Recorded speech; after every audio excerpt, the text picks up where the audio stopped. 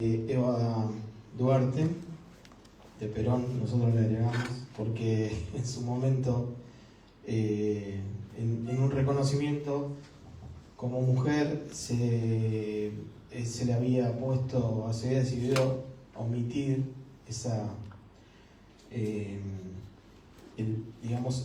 el apellido del marido. Pero bueno, acá estamos entre compañeros.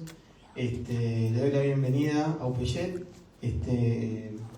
Yo soy el secretario adjunto de la Unión y desde ya les agradezco por haber venido y compartir este momento en nuestro querido sindicato. Lo que nos convoca hoy es este foro debate, la democracia como consecuencia de la lucha obrera. Tenemos el honor y la verdad de compartir esta mesa con grandes compañeros de lucha y militancia, la compañera Vicky Montenegro, compañero Gustavo Ciampa, profesional, todos, la compañera Natalia Salvo, Pablo Perazzi, secretario general de FEDUBA, Belén Sotelo, la secretaria adjunta, tanto Natalia como el compañero Ciampa de la corriente de abogados laboralistas.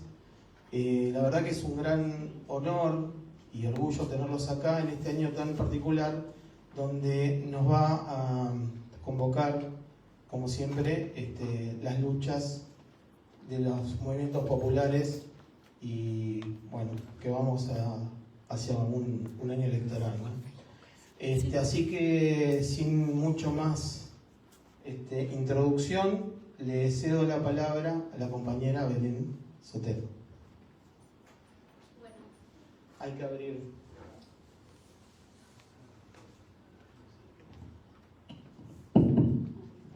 Bueno, gracias, buenas tardes, buenas noches, gracias a todos y a todas los que vinieron, a Sergio y a todos los compañeros de UPYET por recibirnos en esta hermosa casa, a los compañeros de la corriente de abogados laboralistas 7 de julio, con quienes estamos compartiendo la mesa, y no solo esta mesa, venimos compartiendo muchos espacios de militancia, de discusión política, de construcción político-sindical en nuestro caso, que es una alegría saber que contamos con el respaldo de compañeros laboralistas que siempre están del lado de los trabajadores y las trabajadoras.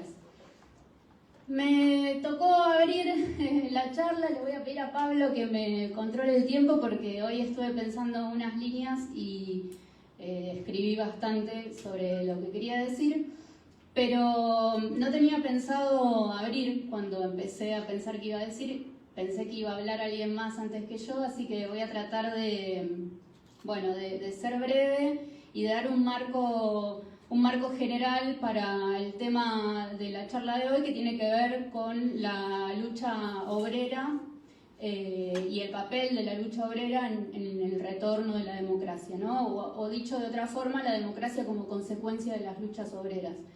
Y me da un poco de pudor hablar de lucha obrera porque soy simplemente una trabajadora docente universitaria, o sea, mis manos desmienten que yo pueda hablar de la lucha obrera, pero bueno, vengo de una familia trabajadora, mi papá era tornero mecánico, así que un poco de grasa he visto en la vida, voy a tratar de dar cuenta de ello. Quería empezar planteando algunos ejes para pensar no solo la cuestión concreta en términos históricos de la salida de la dictadura, de la última dictadura cívico-militar, sino plantear algunos ejes más generales para cómo pensar la acción sindical. Yo soy politóloga, entonces por ahí van a tener que sufrir un poco del vicio de orden, de exposición de la ciencia política. Y esos tres ejes que quería pensar para analizar la acción sindical en cualquier contexto tienen que ver, por un lado, con la situación general de la economía y cómo esa situación general de la economía influye en cómo se compone la clase trabajadora o la población económicamente activa, para decirlo en términos sociológicos. El otro eje son las condiciones sociopolíticas y el marco en que se desenvuelve el poder político y la representación política, y en especial el papel del Estado. Y el tercer eje tiene que ver con los parámetros de sindicalización y las formas de organización que se dan los trabajadores y las trabajadoras. Voy a decir algunas cosas breves, generales sobre estos tres ejes para después sí ir bien al tema de la democratización. En primer lugar, el primer punto tiene que ver con la situación económica. Yo no quiero hacer una clase de historia, pero sí mencionar algunas cuestiones generales que creo que todos más o menos poseemos alguna noción, que tienen que ver con las transformaciones en los modos de producción y el impacto que eso tiene sobre los trabajadores y sobre la organización de los trabajadores. En una línea histórica, nosotros lo que podemos ver, no solo en nuestro país, sino en términos globales también, es un cambio de un modo de producción que estaba centrado fuertemente en la producción industrial, y que eso implicaba una necesidad, incluso para las propias necesidades de acumulación del capital, de contar con pleno empleo, porque ese pleno empleo era lo que posibilitaba el consumo de los trabajadores y las trabajadoras, que es un elemento central de la demanda agregada para mover esa rueda en otros tiempos virtuosa del capital, y cómo ese modo de producción sufrió transformaciones hacia los 70, hacia entender que el lugar central de acumulación capitalista donde se produce la ganancia tenía que pasar por la financiarización, ¿no? Eso obviamente implica desplazamientos en la forma en que se trabaja, y también desplazamientos en las posibilidades de encontrar trabajo. Y hoy también estamos viviendo nuevamente una transformación en las formas de producción que tienen que ver con la cuarta revolución industrial, o la revolución industrial 4.0, que no sabemos muy bien hacia dónde va a conducir, pero viene de la mano de las nuevas tecnologías de la información y la comunicación, la inteligencia artificial, que estamos viendo incluso nosotros en nuestro sector como docentes, viendo con terror cómo ahora con un chat o con un bot los estudiantes pueden pedirle a una app que les escriba los papers, los parciales, o sea que nos vamos a quedar sin trabajo prontamente, Pablo, y los abogados también, porque hasta escriben sentencias, tengo entendido, algunos.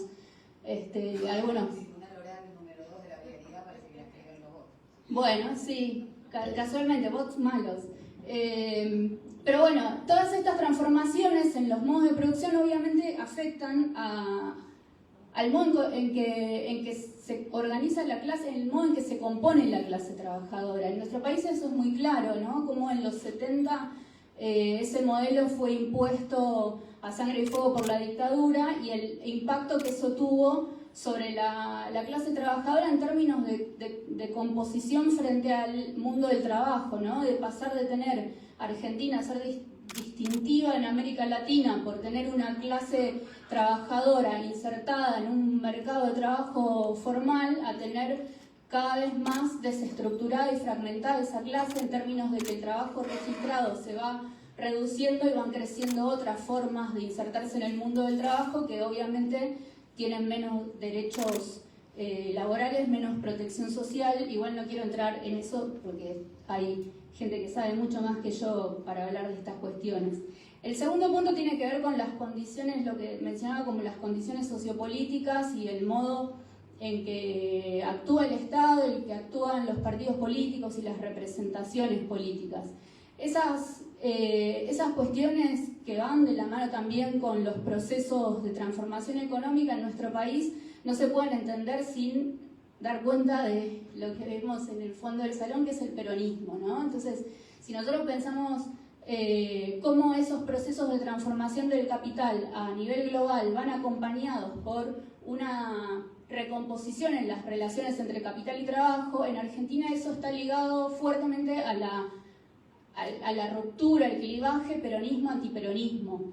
En Argentina, atacar a la clase trabajadora o que el capital intente ganar posiciones frente al trabajo implica que el antiperonismo gane posiciones frente al peronismo. En Argentina, clase trabajadora y peronismo son sinónimos. Yo se lo discuto a quien quiera. Por suerte son sinónimos, ¿no? Por suerte los trabajadores y trabajadoras tenemos muy clara nuestra identidad política. Pero quiero decir, desde el 55 en adelante en nuestro país hay una ofensiva cada vez más fuerte contra la clase trabajadora, que es una ofensiva contra el peronismo también, y que es una ofensiva que cada vez con más fuerza intenta desarticular la organización de los trabajadores. Y esto lo ligo con el tercer eje de análisis para pensar la acción sindical en cualquier contexto, que tiene que ver con los parámetros de sindicalización y las formas de organización que se da a la clase trabajadora.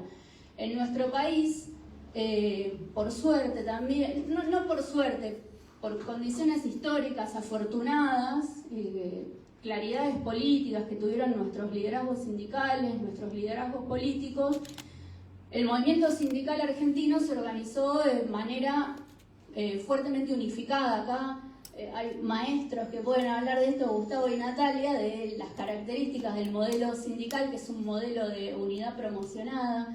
Estoy como rindiendo lección, me siento, frente a Gustavo y Natalia, a ver si entendí bien todas las clases que tomé con ellos. Pero nuestro modelo sindical promueve la unidad, ¿no?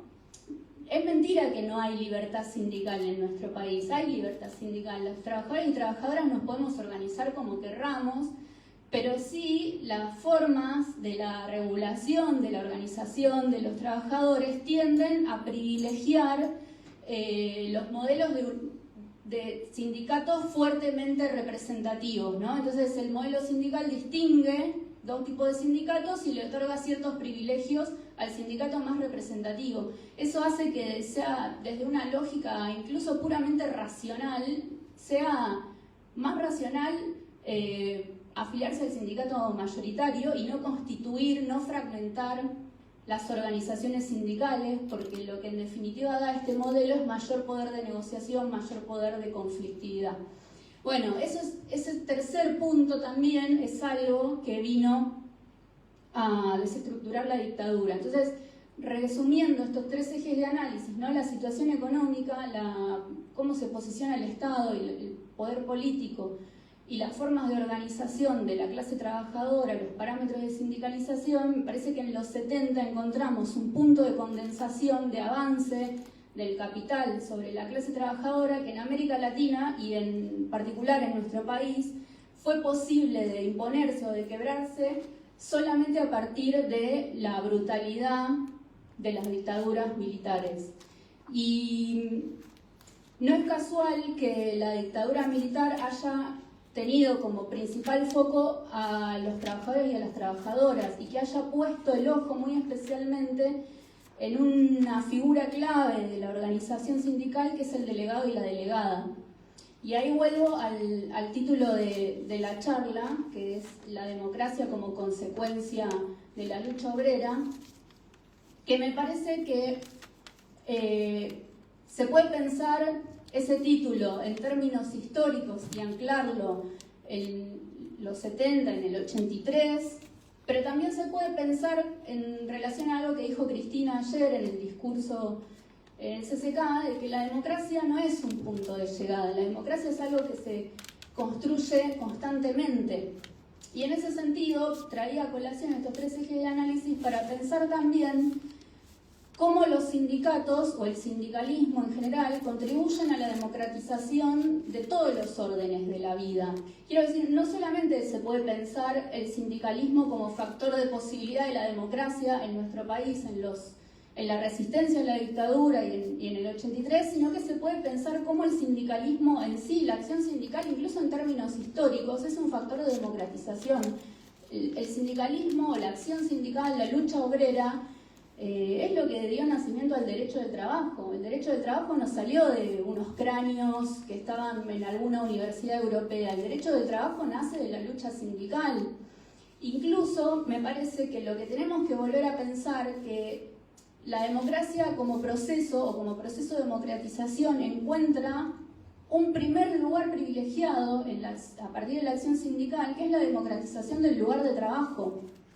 Por supuesto que no se puede pensar en procesos de democratización completos, que es una tarea recurrente de los sindicatos, la democratización del lugar de trabajo, y que incluso por la propia naturaleza de la relación entre trabajadores y patrones medio imposible que sea algo horizontal. Pero me parece que sí hay que volver a repensar cómo el sindicato hace que los lugares de trabajo sean lugares más justos, más dignos, y que incluso no solo en términos del lugar de trabajo, sino en términos de la sociedad en general, la acción sindical hace que las sociedades sean lugares más justos y más dignos de ser vividos. Y por supuesto eso también hay que pensarlo en el contexto histórico, que es el de la salida de la dictadura, y seguramente los compañeros van a hablar mucho más de esto, no me quiero extender, pero también una cosa que no quiero dejar de decir, porque a veces se dice como que los trabajadores no hicieron nada cuando vino el golpe, o que hubo participación. Hubo desde el 76 que hubo formas de resistencia a la dictadura en las fábricas, en cada lugar de trabajo, y que tienen que ver también con el aprendizaje histórico de la resistencia peronista. Solo que tal vez obviamente no fueron en un primer momento las formas clásicas de acción sindical como la huelga o el paro general, porque obviamente era imposible ante la brutalidad del terror y de la desaparición, y que atacaba a los delegados y a los cuadros medios, pero hubo acciones de sabotaje, de trabajo a desgano. Fue muy fuerte también la participación de los exiliados, los trabajadores y los dirigentes exiliados también, en articular ese aislamiento de la dictadura a nivel internacional y en la denuncia ante la OIT. Ubaldini en el 81 denunció la dictadura ante la OIT en una delegación paralela. Y obviamente después, a partir del 79 y del 80 ya, hay una resistencia mucho más fuerte, mucho más articulada a partir del grupo de la Comisión de los 25 y después de la CGT Brasil. Entonces, para no extenderme más, y ni siquiera miré todo lo que había escrito, perdón, quiero decir, me parece que el eje de la charla está muy bien puesto, que es algo que hay que seguir reflexionando y diciendo cada vez más fuerte. Los sindicatos en este país hicieron posible, junto con el movimiento de derechos humanos y un montón de otros actores, hicieron posible salir de la dictadura y que volviera la democracia. Pero la acción democratizadora de los sindicatos no terminó en el 83, es algo que continúa presente, por eso los distintos proyectos políticos, fachos, esto está saliendo en vivo, fachos y demás, lo que intentan hacer siempre, en definitiva, y es algo que dice Cristina también, es desarticular el movimiento sindical, desarticular las leyes protectorias del trabajo, atacar a los dirigentes y a las dirigentas.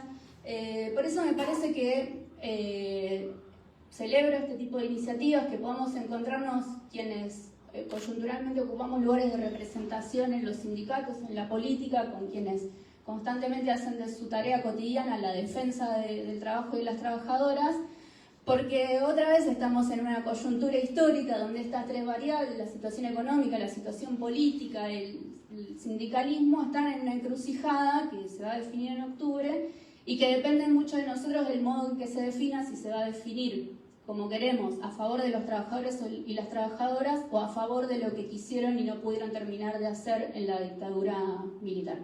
Eso, gracias. Gracias, compañera Belén. Bueno, le damos ahora la palabra al gran compañero Gustavo Ciampa, y 10 minutos, hay una especie de plus, y yo aviso.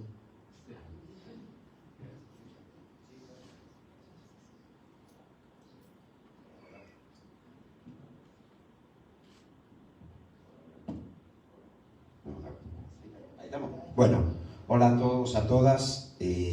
Bueno, es un gusto estar en este panel. Quería agradecer a UGED en vos, Sergio Pini, en este momento abrirnos la casa para la actividad. Gracias. Y nada, el gusto de estar compartiendo con compañeras y compañeros de FEDU, Belén, Pablo, con Victoria y con mi amiga y compañera Nati y compañeros de la corriente, este evento. Quiero empezar mis palabras rindiendo un homenaje a los 30.000 compañeras y compañeros detenidos, desaparecidos por la genocida dictadura cívico-militar, y en especial de formación profesional, y pido disculpas a quienes no sean laboralistas, a los abogados laboralistas. víctimas de la dictadura. Acostumbro decir, gracias Nati, se me vuelan los papeles.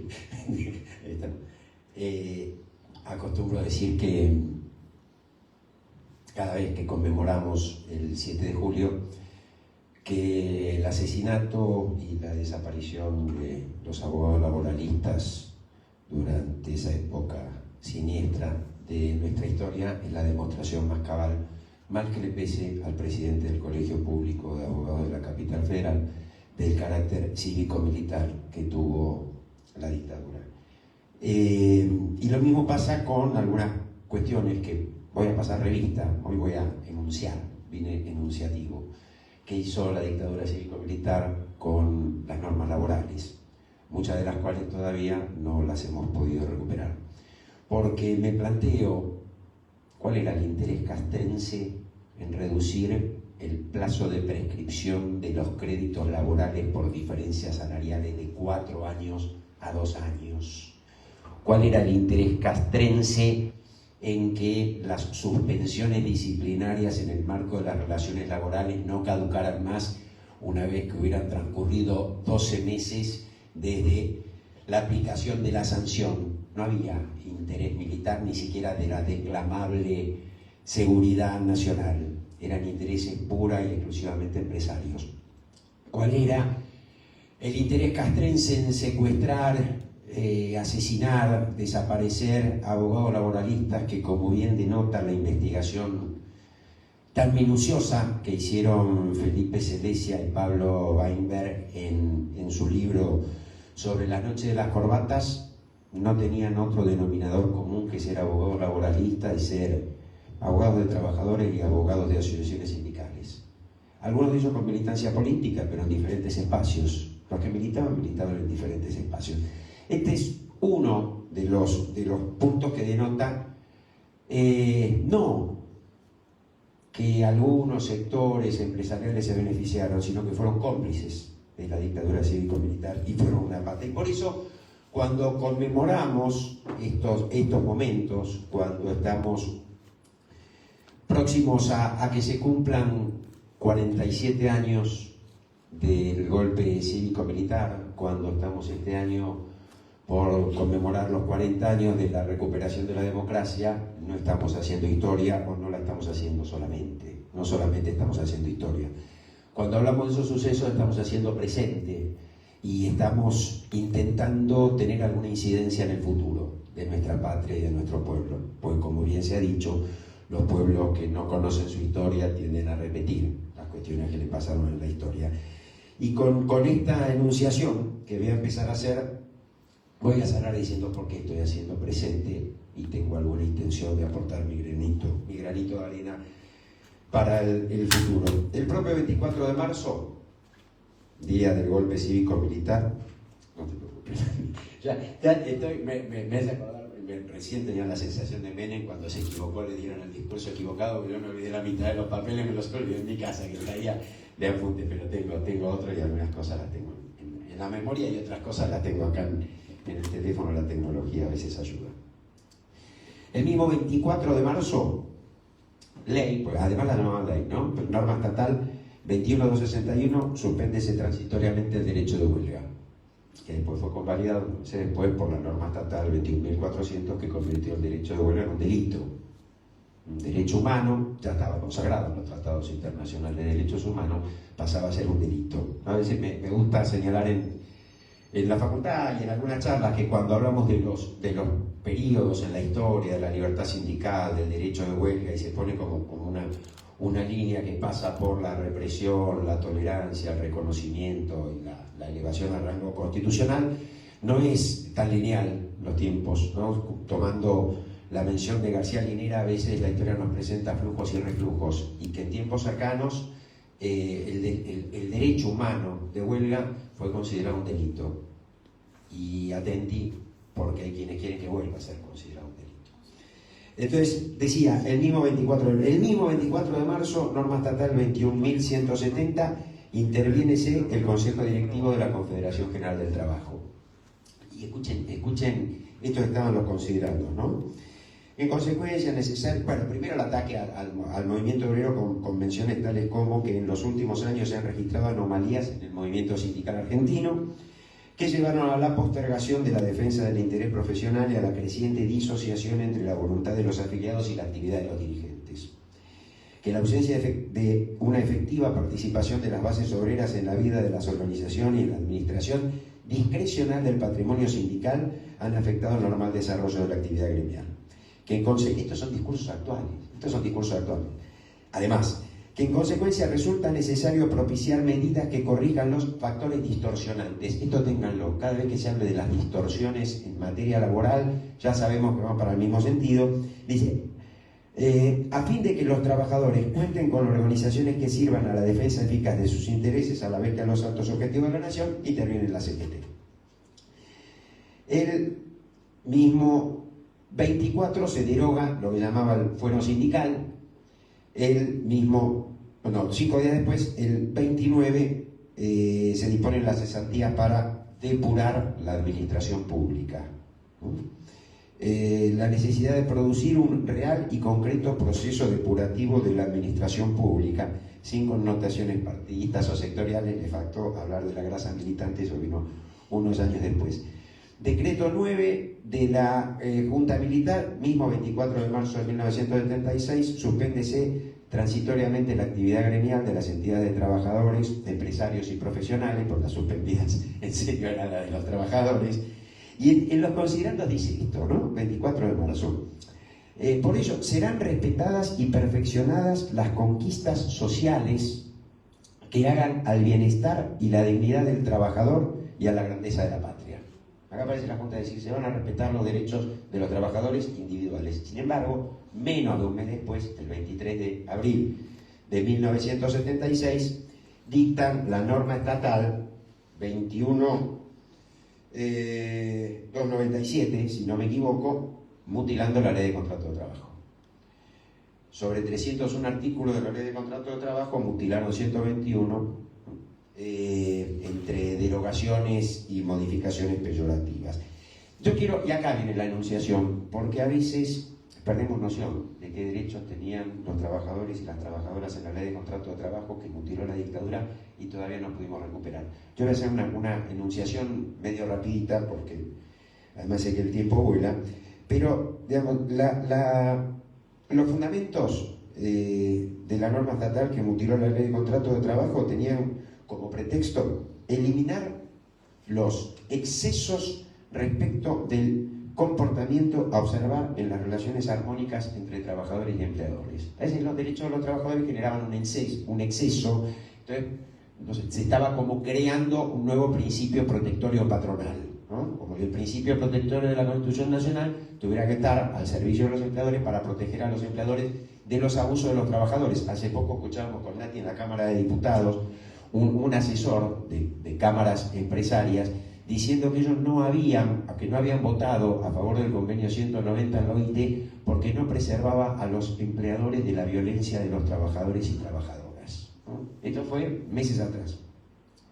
¿Qué mutilaron en la ley de contrato de trabajo? Primero, eliminaron el espíritu. Esto de eliminar el espíritu de las cosas es muy de la dictadura cívico-militar, ¿no? Pues no solo fueron a aquellas normas que ordenaban comportamientos o prohibían comportamientos, sino que eliminaron el que en su momento era el artículo 19, que por iniciativa de Héctor Real de Recalde después se restableció en la ley de contrato de trabajo, que mostraba cuál era el ánimo de la ley de contrato de trabajo, ¿no? Las disposiciones que crea esta ley tendrán por finalidad reequilibrar las desigualdades que se dan en el marco de las relaciones laborales. Hasta eso eliminaron, hasta el espíritu que hicieron. ¿Qué se llevaron puesto? Supresión de la prevalencia de los usos y costumbres más favorables al trabajador y los usos de empresas sobre las normas de la ley, derogado. Presunción de despido en caso de prueba de la existencia de la relación de trabajo y su cesación. ¿Se acordaban de esto? Probada la relación laboral y su cesación, se presume que hubo despido. 241 tácito, última parte, para quienes son abogados o abogadas, no regían en función de esta disposición. Derogaron la obligación de preferir en igualdad de condiciones a los trabajadores del propio establecimiento para cubrir cargos superiores, el imperativo de la actualización periódica del salario mínimo vital y móvil, El salario mínimo profesional, que después se sancionó, el salario mínimo profesional se volvió a sancionar por un proyecto de ley del que lo presentó siendo diputado y después fue senador Mario País y lo vetó Mauricio Macri. Eliminaron el derecho del trabajador a considerarse despedido cuando las suspensiones fueran inferiores a 30 días, pero injuriosas. La necesidad de someter a un procedimiento previo los despidos y suspensiones colectivas. La posibilidad de aplicar, en el caso del trabajador varón, el recargo indemnizatorio por despido durante el periodo de protección por matrimonio. Esto estaba todo en la ley de contrato de trabajo, fue derogado. Los 3 artículos relativos al derecho de huelga que contenía la ley de contrato de trabajo fueron derogados. Primero, el que disponía que la huelga solo suspendía la prestación laboral, ¿no? Y en ningún caso constituía causa de despido. El que disponía que importaba trato desigual y discriminatorio la no reincorporación de parte de los trabajadores huelguistas y la reincorporación de otros. El artículo que prohibía al empleador contratar esquiroles. ¿Se acuerdan durante la gobernación de Vidal, cuando quisieron contratar esquiroles para romper la huelga docente? Esto estaba prohibido. En 1974 estaba prohibido, lo derogó la dictadura. Y el entonces artículo 245, que era el que establecía el derecho de los trabajadores a percibir la huelga el salario durante los días de huelga cuando era debido a una falta o un incumplimiento del empleador. Entre las 99 modificaciones, para las cuales me voy a tomar un minuto para cada uno, no, mentira. Suprimió la aplicación de la ley de contrato de trabajo cuando sus disposiciones fueran más favorables que la de los estatutos. El indubio prooperario en materia de prueba, que fue restablecido por iniciativa de Recalde. Modificó el tema de la responsabilidad en caso de tercerización. Los 2 presupuestos que tenía la ley de contrato de trabajo, uno que decía que el empleador era la empresa que utilizaba su prestación, que es el actual artículo 30, era responsable solidario, y el que decía que era responsable solidario la empresa principal en todos los casos de subcontratación quedó derogado. Los grupos económicos, fíjense, ¿no? El interés precisamente de las empresas y principalmente de las empresas grandes. A veces de los empresarios titulares de empresas chicas yo no quiero decir que se confunden cuál es su interés, pero siempre me gusta llamar la atención a los titulares de empresas chicas, que sus empresas funcionan bien cuando los laburantes quitan el bolsillo para consumir, porque en general son empresas que viven del consumo interno. Pero bueno, modificó y limitó la responsabilidad de las grandes empresas, en materia de libros, de planillas, suprimió participación sindical en la empresa, control sindical en los sistemas de control, voy salteando. El ius variandi, que después fue restablecido por error por un senador de otro partido, que hoy es precandidato a presidente, yo creo que se equivocó, pero se pudo restablecer el ius variandi. Se equivocó porque no era la intención de su partido, o por lo menos de su partido posterior. Potestades disciplinarias. Insisto, y hay cosas que no pudimos restablecer. El derecho a ser oído, que tendría que tener todo trabajador o trabajadora antes de que le apliquen una sanción. El derecho de defensa es tal cuando es previo, además de que se den otras situaciones. En materia laboral, los trabajadores no tienen derecho de defensa, no tienen derecho de defensa previa en materia disciplinaria. La dictadura le metió un plazo de 30 días para impugnar las suspensiones, y si no, después no se puede cuestionar. Esto no estaba en la ley de contrato de trabajo. Suprimió la dictadura la caducidad de las suspensiones como antecedente cuando transcurren 12 meses de su aplicación. Con la prohibición de encuestas se restableció. Contrato de temporada, salteo. Vacaciones, esto que los trabajadores vienen y nos consultan. Doctor, me deben vacaciones de hace 3 años. Le tenés que decir, mira, lamentablemente las perdiste. Busquemos, sentite compensado con otro derecho que tengas, pero las perdiste. Bueno, en la ley de contrato de trabajo, cuando al momento de la extinción había vacaciones pendientes de goce de periodos anteriores, el empleador tenía que pagar una compensación equivalente a 2,5 veces al valor correspondiente a los periodos de vacaciones adeudados. Una cara de sorpresa de Pili. Era así, no lo pudimos restablecer, hay proyectos en este sentido. Protección legal por embarazo, más allá de que en ese momento regía para la mujer, ¿no? Vamos a una cuestión epocal, eran 2 años la indemnización agravada en caso de despido, no 1. La dictadura lo bajó a 1.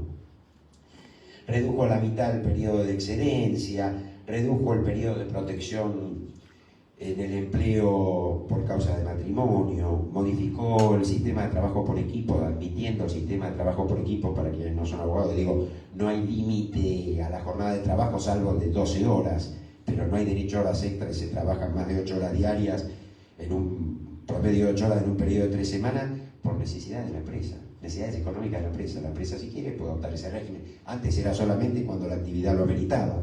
En materia de accidentes, de enfermedades, bueno, prescripción, redujo el periodo de prescripción, redujo el periodo de preaviso, eliminó el tiempo de preaviso como tiempo de servicio. Muchísimas modificaciones. ¿Por qué digo que, y con esto sí termino, no estoy hablando solo de pasado y estoy hablando de futuro? Porque estamos en una disyuntiva, digamos, los ideólogos de la dictadura cívico-militar, las intenciones empresarias que fueron parte de la dictadura cívico-militar y sus intereses económicos siguen estando vigentes. Lo que pasa es que ahora se están planteando a través de representación política. Ya pudieron ganar una elección. Antes recurrían a los golpes, en el 2015 pudieron ganar una elección. Y hoy se sienten con posibilidades de ganar una elección. Y hoy estamos a cara descubierta, no es como el 2015, donde el que fue después presidente decía nadie va a perder los derechos que tienen. No, es a cara descubierta. Hoy le dicen a la sociedad, van a perder los derechos. Hoy le dicen a los laburantes, van a perder los derechos. Cuando dicen, por ejemplo, que hay que eliminar las indemnizaciones por despido, no se están llevando puestas solo, no pretenden llevarse puestas las indemnizaciones por despido solamente, sino todos los derechos, porque no hay derecho que alguien pueda hacer valer si no tiene protección frente al despido arbitrario. Cuando el expresidente, que no sabemos si quiere serlo de vuelta, si no quiere serlo, pero por lo menos hasta como para bendecir a alguien de su espacio, yo esto lo quiero repetir y no me canso de repetirlo porque tiene que entrar bien en la sociedad. Hace pocos meses, en agosto, en un reportaje, dijo que hay que terminar con el modelo sindical, por un lado. Pero la discusión del modelo sindical es una discusión mucho más amplia y que lo excede, aunque sabemos lo que quieren. Pero dijo a los dirigentes sindicales, hay que sacrificarlos como a los caballos viejos.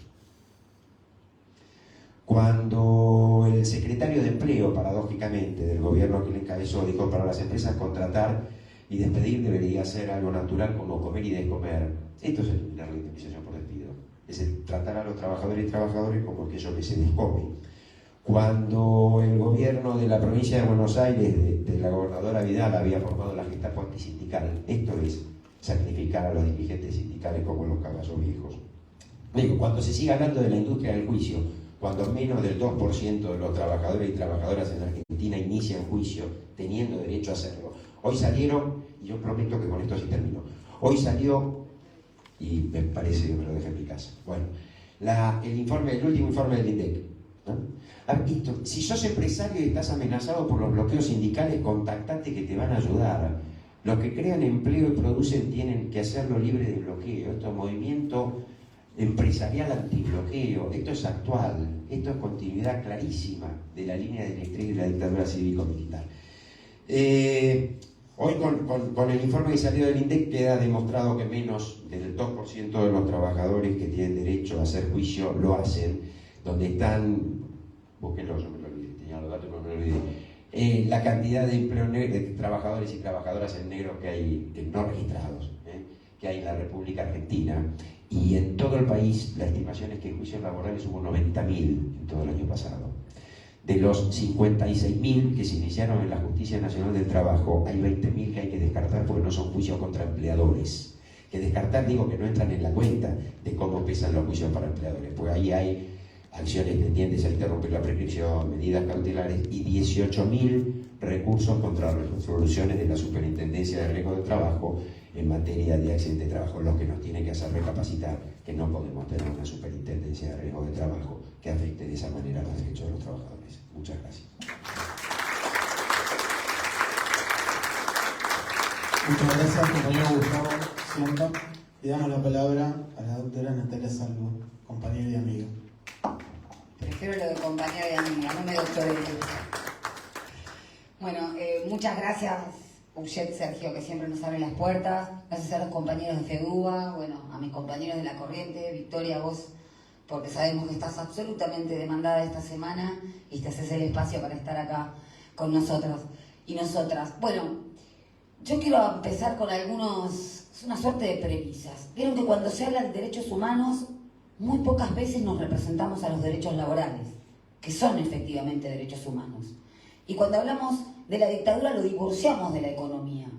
Pues bien, el liberalismo mata y tenemos la gran prueba en la primera oleada del neoliberal que fue la última dictadura cívico-militar. Porque atrás de la dictadura militar o el terrorismo de Estado como instrumento se instaló un terrorismo económico.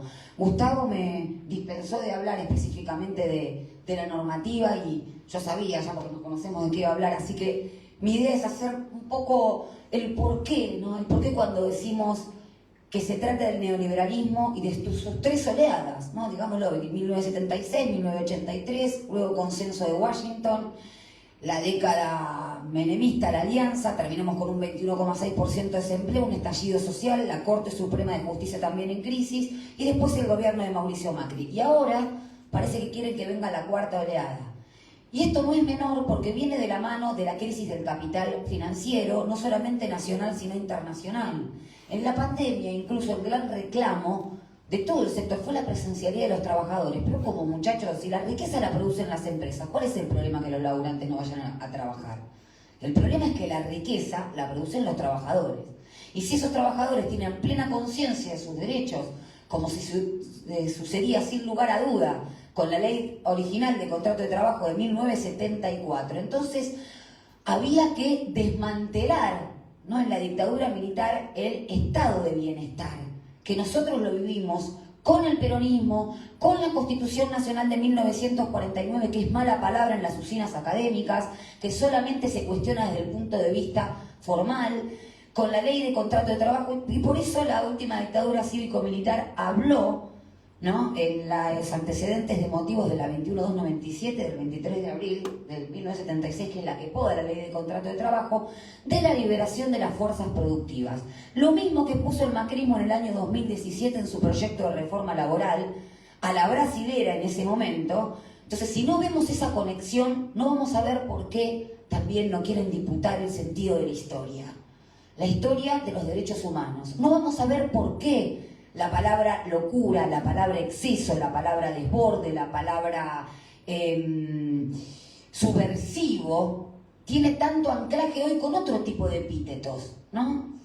Y en esto quiero rescatar no solamente la lucha del movimiento obrero como antecedente necesario de la obtención de la democracia, sino de las abuelas y madres de Plaza de Mayo, que ante esa calificación de locura, de oscurantismo, supieron que la lucha colectiva era la única forma de ponerle luz y de ponerle sentido a la disputa por la democracia. Y nunca cesaron en lo que fue y en lo que es un patrimonio cultural de memoria y verdad y justicia. Por eso siguen hablando del curro de los derechos humanos. Macri lo dijo hace poquitos días, porque para ellos, que están desembosados, que son los mismos beneficiarios, la misma pata civil, el mismo grupo empresarial, beneficiario de ese modelo económico, como decía Gustavo. No lo dijo Gustavo, solamente lo dijo Videla, ¿no? Le soltaron la mano a esos mismos grupos empresariales que hoy también hablan de avasallamiento al juicio político de la Corte Suprema, esos 500 empresarios que hoy se paran en la mesa de Oleuría con Funes de Rioja a aplaudir a Blaquier, responsable de la noche del apagón. Y fíjense que no es menor que en este país el capital concentrado está directamente atado también, no solamente Techín y demás que ponían centros clandestinos de detención en sus propias fábricas, que utilizaban al derecho, no, como decimos siempre, el derecho se puede utilizar como el martillo para pegar y destrozar, o como un instrumento de opresión o de emancipación. Y vaya si lo usaron como un instrumento de opresión, porque desaparecían a los laburantes, los torturaban, los mataban y después los intimaban para que vuelvan a trabajar bajo apercibimiento o abandono de trabajo. Y tenemos un gran caso que es Ingenieros, el caso de Ingenieros nosotros los laboralistas lo conocemos, que ahí justamente se disputaba el instituto de la prescripción, pues ya había prescripto, pero ¿cómo? Y hay una gran disputa jurídica en ese sentido. Y la Corte Suprema de Justicia no valida, por supuesto, la posición prolaboral. Lo que quiero decir es que hubo una sinergia antes y hoy entre el modelo económico de los grupos concentrados, la pata judicial, que también tenemos jueces que han firmado o rechazado habeas corpus como el otrora y hoy fueron responsables de la doctrina del poder residual. si no vemos esa conexión, si no vemos que lo que hoy se llama Estado mafioso es la utilización, antes lo hacían tocando la puerta de los cuarteles, hoy lo hacen utilizando y quebrando el sentido de las instituciones democráticas, ¿no?, para conseguir esos mismos fines espurios. Esa misma pata civil beneficiada antes con el desguace del derecho al trabajo, ¿no? Hoy en día, o entre el 2015 y el 2019, es la que nos llamó mafiosos, es la que intervino sindicatos también, es la que llevó al fuero penal lo que en rigor de verdad debía tratarse en el fuero de laboral, es la que estigmatizó a los jueces del trabajo y los persiguió con denuncias en el Consejo de la Magistratura porque también se estaban desorbitando. Yo esto lo quiero decir porque Martínez de Hoz, que fue el ministro de Economía de la última dictadura cívico-militar responsable de ese modelo económico, en el año 1981 es una suerte de resumen de los 5 años de la dictadura. Y habló de la bonomía, de la liberación del comercio exterior, de la liberación, con esto de la libertad, ¿no? Fíjense como siempre el concepto de libertad e igualdad está en disputa cuando la derecha, los dictadores, los conservadores están, digamos, hoy en día los poderes fácticos, ¿no?, apretando, presionando. Por eso lo discursivo siempre es el antecedente, ¿no? El antecedente de lo que va a instalar, de lo que se va a instalar. Nadie graciosamente acepta perder derechos. Nadie graciosamente se autopercibe, se autonomina como disruptivo. Es esa misma derecha que habló de la refundación moral de la nación, que habló de la necesidad de gobierno, y la que después habló de mafia, la que después a través del dispositivo de la corrupción o el narcotráfico persiguió dirigentes políticos disidentes, encarceló a Milagros Sala, persigue a Cristina Fernández de Kirchner a través del brazo judicial. ¿Y por qué lo hacen hoy en día con el Poder Judicial? Porque el Poder Judicial es el único poder constituido del Estado que no está abierto al escrutinio popular. El Poder Legislativo, el Poder Ejecutivo sí lo está, con todas sus diferencias. El Poder Judicial no. Pero hoy en día la misma embestida viene también del Poder Legislativo, porque esos mismos grupos que tienen sus terminales políticas en la oposición, hacen, como dice Gustavo, desde sus asesores en el Congreso, cuestionar los mínimos derechos del derecho al trabajo como privilegio, porque también lo han hecho, Gustavo. Son privilegios, si cuestionan lo mínimo, obturan, son obstruccionistas, ellos sí realmente actúan en sinergia en ese sentido.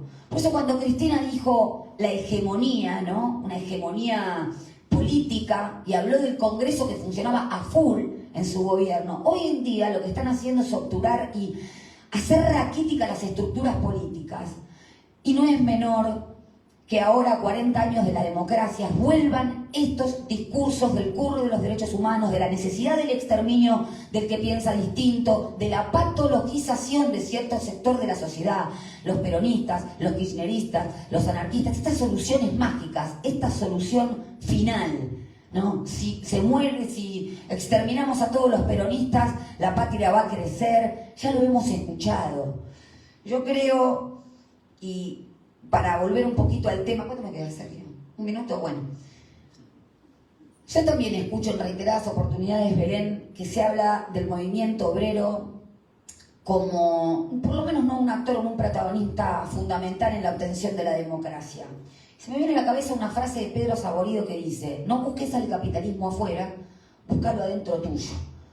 Todos, de la generación posterior, de los 30.000, tuvimos un chipeo absolutamente distinto. Yo fui adolescente en los años 90, en la década de pizza y champagne, en la década de que si te gustaba la política previo a Néstor y Cristina, eras un nostálgico. ¿Y saben qué? En el año 1977 el poder, o la Junta, dicta un decreto que era el 385, la famosa caducidad de las afiliaciones. Y hubo una reafiliación histórica, y las reafiliaciones no eran con consenso y diálogo y coso, eran con punta de pistola en la mesa donde te tenías que volver a inscribir. Y aún así hubo una reafiliación masiva, y aún así persiguen al movimiento obrero argentino, porque es uno de los que más tasa de afiliación y sindicalización tiene. Entonces no nos comamos la curva, no seamos culposos para defender al movimiento obrero, hay que defenderlo. Después dentro tendremos las diferencias, porque también se me viene a la mente las discusiones que teníamos con otro sector de abogados y abogadas del sector nacional y popular, no peronistas o no kirchneristas, todos sabrán de quiénes hablo, pero con esos compañeros después nos encontramos en aquella plaza cuando pretendieron o reformaron, si se hizo la reforma previsional con balas, y ¿saben qué? La discusión del modelo argentino pasó a segundo plano, más allá de que yo defiendo el modelo de unidad promocionada. ¿Por qué? Porque la libertad sindical tiene una condición de posibilidad que es el Estado de Derecho. Porque así como decía Enrique Arias-Giver, un profesor y un camarista también enjuiciado por el Consejo de la Magistratura, nadie se manifiesta en el patio de su casa. El territorio público es central para hacer las disputas, porque lo que antes fue un delito, hoy es un derecho, y por eso quieren volver al estado preindustrial, donde la huelga sea un delito, donde vuelva a suceder, porque a veces se pregunta y la gente no sabe. ¿Por qué colgaron el 1 de mayo a los mártires de Chicago? Porque peleaban por la limitación de la jornada. Lo mismo que hoy está en disputa. Compañeros y compañeras, cumplimos 40 años de democracia, estamos en un año electoral, no es un año de tibios, después dejamos las discusiones académicas, pero sabemos que hay una sola representante que puede seguir defendiendo los derechos de la mayoría, y es Cristina Fernández de Kirchner, y por eso está perseguida. Así que muchas gracias y paso la palabra a Sergio. Gracias, Nati. Bueno, le paso la palabra al compañero Pablo Perazzi, secretario general de FEDUBA. Hola, buenas noches, compañeras, compañeros. Un lujo estar compartiendo esta mesa con compañeros y compañeras que nos hacen la tarea mucho más fácil a los que somos representantes sindicales, porque al defender derechos laborales, al defender causas populares, nuestro remar todo el día en dulce de leche se hace sinceramente mucho más sencillo. Y lo digo, y aquí lo quiero decir porque lo vivimos recientemente cuando hicimos la elección de renovación de comisión interna en la Facultad de Psicología, donde acá el compañero Paruolo y otros compañero Paruolo, dicho sea de paso, está siendo perseguido por los perseguidores de Cristina Fernández de Kirchner, ¿no? Se victimizan. Compañero Paruolo y otros compañeros de la Facultad de Derecho vinieron a hacer un apoyo técnico y logístico a los compañeros de la Comisión Interna de la Facultad de Psicología, donde esta semana nos enteramos que hay despidos de un delegado nuestro. Quiero decir, aprovecho la ocasión. Así que muchas gracias a ustedes porque sinceramente nos hacen la tarea más difícil. Quiero celebrar el título de esta charla, ¿no? La democracia como consecuencia de la lucha obrera. Nosotros hace tiempo que venimos diciendo que el sindicalismo en la Argentina fue, es y será la condición de posibilidad de la democracia. No hay posibilidad de pensar la democracia en la Argentina sin el movimiento obrero organizado. Eso es algo sobre lo que queremos insistir, porque en esto de la lucha por el sentido, y acá quiero hacer un reconocimiento, se van a cumplir en pocos días 41 años de la histórica marcha de Paz, Pan y Trabajo. Quiero hacer un reconocimiento al compañero Saúl Baldini, que no me parece a mí que está siendo injustamente olvidado. Sin el compañero Saúl Ubaldini, la democracia hubiera demorado muchísimo en retornar, y sobre esto digamos algo, ¿no? Yo lo digo siempre esto, la democracia no es que se fue y de golpe retornó, ¿no? Como una cosa, es decir, prendo la luz, apago la luz, viene, se va, ¿no? Todos sabemos que no es así. Tenemos 30.000 compañeros y compañeras detenidos desaparecidos, y ahí, ¿no? Ahí, el delegado, la delegada, en nuestro caso, los profesores, graduados y estudiantes universitarios dejaron la vida. Entonces no es algo que retornó, se recuperó, se conquistó, se volvió a conquistar. ¿No? Fueron muchos años de lucha, de resistencia, en el que, insisto, el delegado y la delegada de base cumplieron un rol fundamental en esa resistencia, incluso dejando su vida en ello, ¿no? Recién decía lo de Paz, Pan y Trabajo, no hay antecedentes ¿no? La política, el proceso político es acumulativo, ¿no? Se va armando la bola, ¿no? No hay que aflojarle nunca en esto, ¿no? Se va armando la bola hasta que finalmente decante en algo que es superador, ¿no? Siempre pasa eso. Yo lo digo como antropólogo además, ¿no? No evolucionista, pero sí que hay algo de esto. Esa marcha contó con, que fue el 30 de marzo del 82, contó con un antecedente donde articularon también distintos factores, pero donde fue determinante la presencia del movimiento obrero organizado, que fue la primera marcha de San Cayetano. No sé si recuerdan, creo que fue en noviembre del 81, donde la figura de Jorge Nova, que el arzobispo el arzobispado de Quilmes, en sociedad con Saulo Baldini y la CGT Brasil, desarrollaron una primera y muy potente, bueno, no fue la primera, hubo un antecedente, resistencia a la dictadura, ¿no?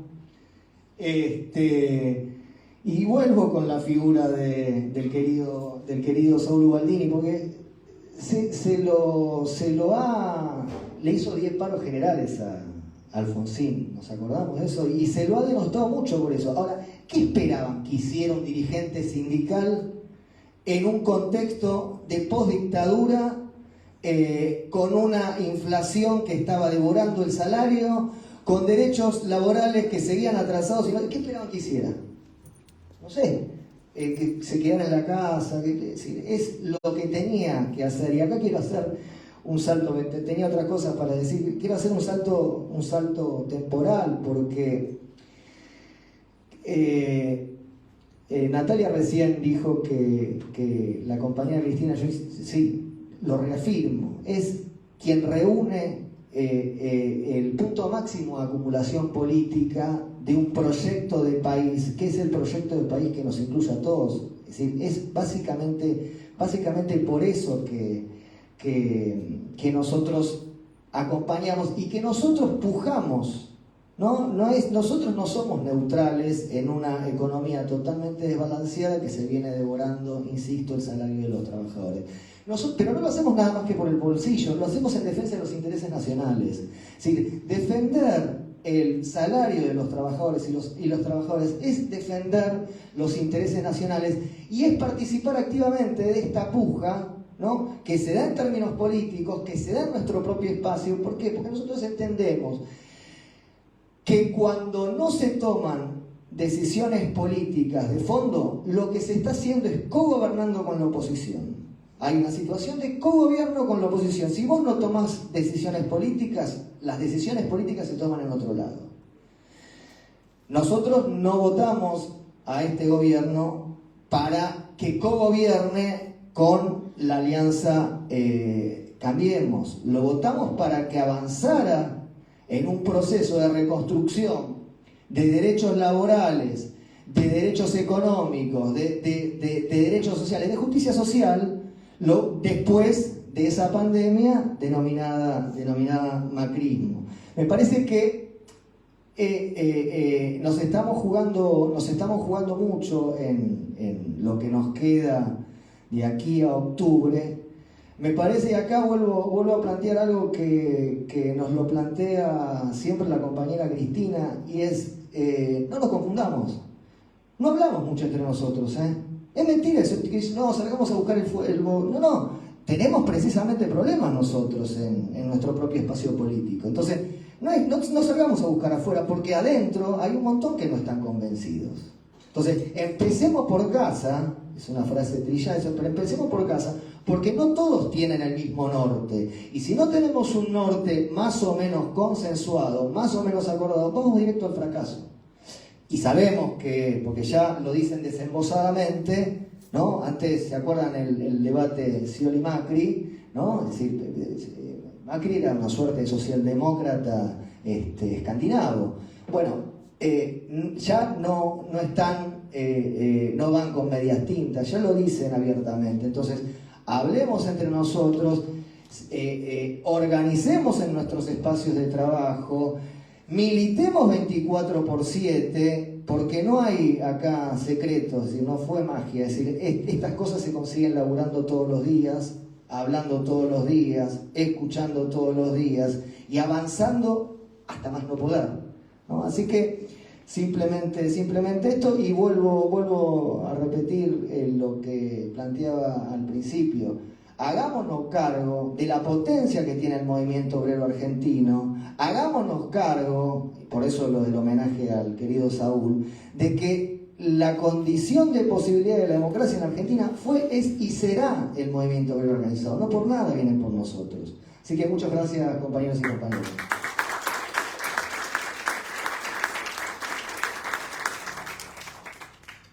Gracias, compañero Pablo. Y le damos la palabra a la compañera Victoria Montenegro, legisladora Cava, y un orgullo para la militancia. Bueno, buenas noches, compañeras, compañeras.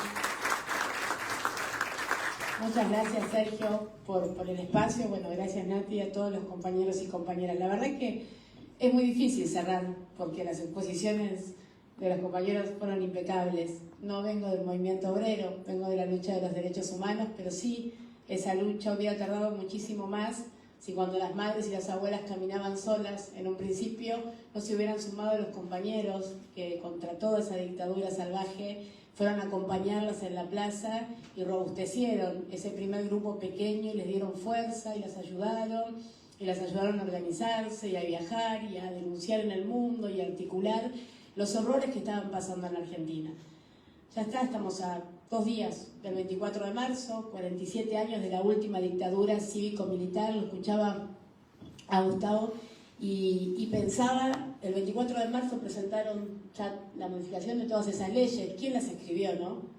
¿Quién habrá sido el que escribió esas leyes? El 24 claramente no fueron los castrenses, digo, esas leyes hacía tiempo que estaban escritas y ya se presentaron ese proyecto para erradicar de nuestro país la conciencia de derecho, la conciencia de esos trabajadores orgullosos de ser trabajadores, ¿no? Y a partir de ahí, el desastre de la dictadura, que la mayor cantidad de compañeros y compañeras son trabajadores, mi papá lo era, y también me parece fundamental en este tiempo poder repensar todo el avance que tuvimos en los últimos años a partir de la definición política de Néstor, de hacer de los derechos humanos una política de Estado y también los nuevos desafíos, ¿no? Nosotros avanzamos en los juicios por delitos de lesa humanidad, dejamos atrás la impunidad, pudimos condenar a muchos genocidas, pero pudimos avanzar muy poco sobre los civiles que estaban atrás de quienes venían a hacer los allanamientos a nuestras casas.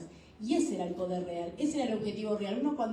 Yo durante todos estos días voy muchísimo a las escuelas, ¿no? Y hablamos con los chicos, con los adolescentes, con los más jóvenes. El 24 de marzo, 30.000 desaparecidos, bebés robados. Y me impresiona mucho cuando uno le pregunta a los chicos, ¿y por qué les parece que pasó? ¿Por qué hicieron desaparecer 30.000 personas?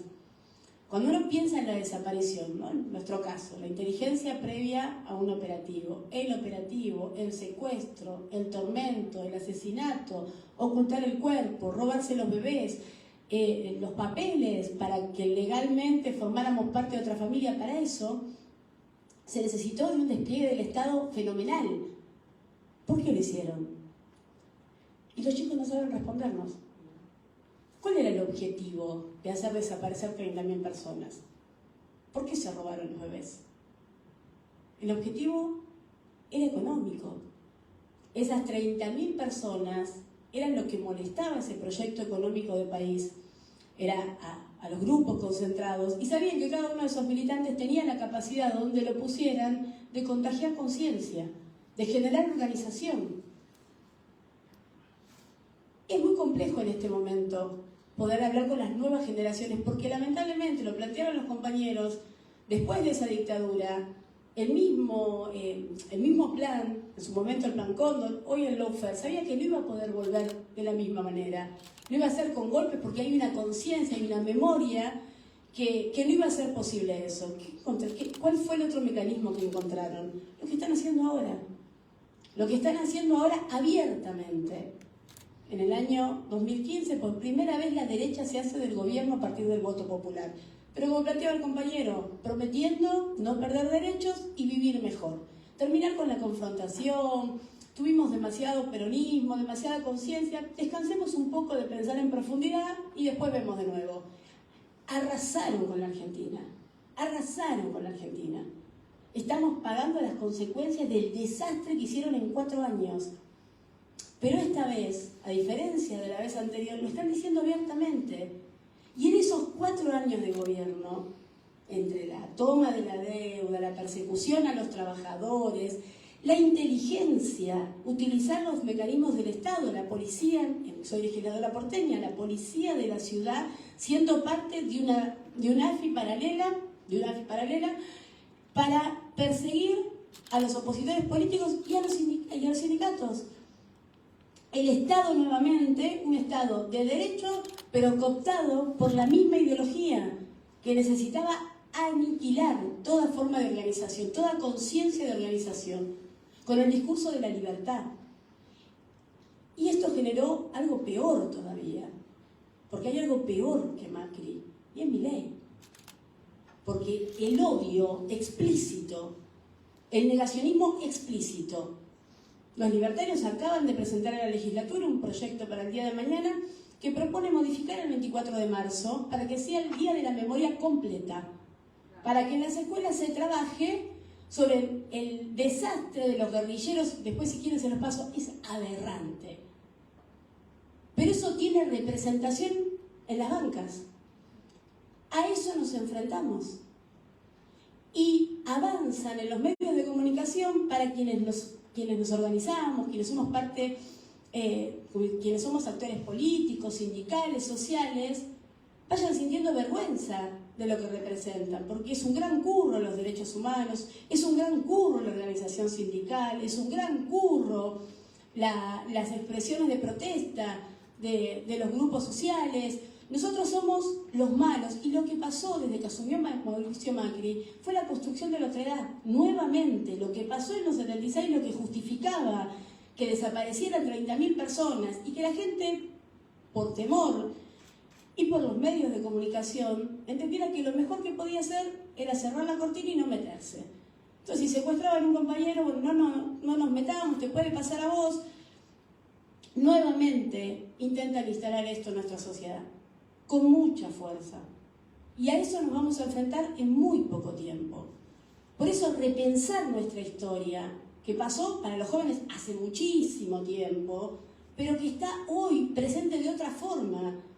Cuando quieren hacerles creer que lo mejor que te puede pasar en la vida es ser tu propio jefe, que solo te vas a desarrollar de forma individual, que no existe, que no es necesario organizarse en forma colectiva porque los sindicatos son todos mafiosos, porque vos podés progresar e irte de este país que no vale la pena, porque en definitiva siempre es lo mismo, no vale la pena, pero quieren quedarse siempre con nuestros recursos, así que claramente vale la pena la Argentina, ¿no? Hace muchísimos años que quieren quedarse con los recursos, pero quieren aniquilar la conciencia de derecho de nuestra sociedad. Quieren que sintamos vergüenza de ser nosotros mismos. Y ahí vamos, si se quiere, a la apropiación de bebés. ¿Para qué se robaron los bebés? ¿Por qué se robaron a los bebés? ¿Qué necesidad tenían? Era tomar a aquella generación y encauzarla para ese proyecto de país que ellos soñaban. Pero además significaba no solo la identidad de aquellos bebés robados, de los que fuimos bebés robados por la dictadura, era nuestra identidad como pueblo. Se quisieron robar nuestra identidad como pueblo, que nunca pudiéramos reconocernos a nosotros mismos, que nunca pudiéramos reconocer la potencia de nuestra historia, de nuestras luchas, de las luchas sindicales, de lo que significó el peronismo para nuestro pueblo, de la conciencia de derecho, de que alguien pueda dejar de mirar para abajo y pueda mirar de frente. Milagro, Nati hablaba de Milagro. Milagro Sala, ¿por qué sigue presa Milagro Sala? ¿Por qué sigue presa? Pero sigue presa porque fue la primera que lo denunció a Blaquier. Y lo primero que intervino Morales en Jujuy fue el terciario. El terciario es lo primero que Morales interviene en Jujuy. No era una opción, no era una opción que los militantes de Milagro estudien. Habían nacido para ser esclavos en el ingenio Ledesma. ¿Cómo van a estudiar? A ver si todavía se organizan, a ver si todavía exigen, a ver si todavía se dan cuenta que son capaces de transformarlo todo. Porque de hecho lo hicieron. No, Milagro no está presa por no haber hecho, está presa porque hizo de más. No tiene sentido lo que estamos discutiendo. Milagro no hizo solo casa, hizo casa, salita, guardería, plaza, pileta. Creo que la gota que rebasó el oso fue la pileta. Los indignó.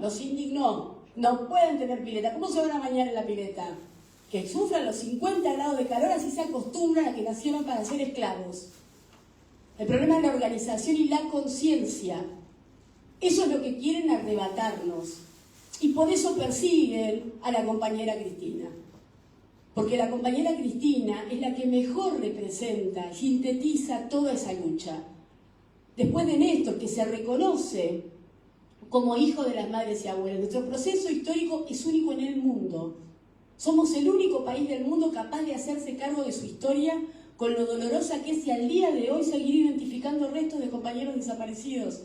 Somos los únicos en el mundo capaz de hacer nacer personas a los 40 años, 45 años, que son cada nieto y nieta que encuentran las abuelas. Somos los únicos que tienen un banco genético que exportamos al mundo. El banco genético está ayudando a la Cruz Roja en los países que son víctimas también de estos desastres económicos, en la migración con esos niños que pierden los vínculos con sus familias. El equipo forense está ayudando en los países donde hay guerra a identificar, a formar a los profesionales y a identificar esos restos de personas. Nuestro país es lo más grande del mundo. El problema es que nos dimos cuenta y queremos seguir multiplicando esta conciencia. Y ellos necesitan que volvamos a mirar para abajo, que nos resignemos, que no nos organicemos. Quieren intervenir los sindicatos, quieren destruir los organismos de derechos humanos, quieren cooptar a nuestros jóvenes para que sientan que la única salida es individual, que no se den cuenta que cuando se organizan en forma colectiva son capaces de transformarlo todo. Creo que este año nos necesita muy convencidos de eso, dando todas las discusiones que tengamos que dar para adentro, pero sin perder de vista que el enemigo que está enfrente es igual de perverso que en el año 1976, no son menos perversos, tienen otras formas. En 4 años destruyeron todo lo que habíamos conquistado en materias sociales y lo hicieron de forma quirúrgica, porque a diferencia de la brutalidad de los operativos, son más sádicos. Van despacito, cortando uno por uno los tendones, uno por uno, van desarmando. Entonces uno pasa por la puerta de un hospital y está bien, es pintoresco, está pintado. Ahora, cuando entras te encontrás con que por primera vez en los hospitales de la ciudad de Buenos Aires quedaron vacantes los concursos de médicos. Cuando antes era imposible acceder porque no había más orgullo que ser médico o médica de un hospital municipal. En 16 años lograron que por primera vez queden vacantes los concursos. Vienen a destruir la identidad siempre. Son el imperio, vienen a destruirlo todo, que no quede rastro de nosotros. Y a eso nos enfrentamos todos los días, y particularmente este año. Porque a la vicepresidenta la quisieron matar, porque son la violencia política, porque es la misma perversión, solo de otra forma, más lenta, pero igualmente perversa. Y frente a eso tenemos que estar muy atentos y multiplicar cada acto de memoria y reaccionar con argumentos. ¿Por qué seguimos reafirmando nuestra historia? ¿Por qué decimos que el 24 de marzo es una fecha en la que reivindicamos a 30.000 personas, muchísimas de ellas trabajadoras y trabajadores, dispuestos a dejar la vida por este país, porque este país lo vale? Entregaban lo más valioso y lo más preciado que es su vida, convencidos y convencidas de que el futuro iba a ser mejor. Muchísimas hijas nos llamamos Victoria, porque nuestros viejos decían que la victoria estaba a la vuelta de la esquina. Nosotros tenemos que seguir convencidos de que esa victoria sigue a la vuelta de la esquina y que nosotros y nosotras somos los que la vamos a conquistar. Que toda esta embestida y esta brutalidad solo nos haga más fuertes, porque herederos de las madres y las abuelas no solo somos los hijos biológicos de los 30.000, somos todos los que seguimos luchando. Muchas gracias, compañeros.